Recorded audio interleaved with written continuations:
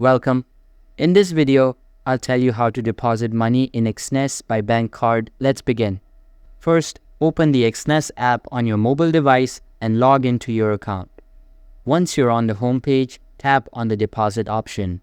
Select the trading account where you want to deposit the funds, then tap on deposit again. A list of available payment methods will appear. From the options, choose bank card. Now, enter your bank card number, the cardholder name exactly as shown on the card, and the CVC number. Next, select your Exness wallet account to deposit into. Then, enter the amount in US dollars. Once all the information is filled out, tap Continue.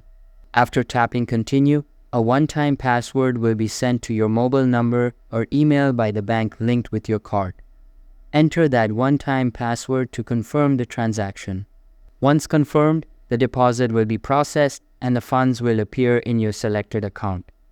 This method ensures quick and secure deposits using your bank card on the Exness platform. That's it for this video. Thanks for watching.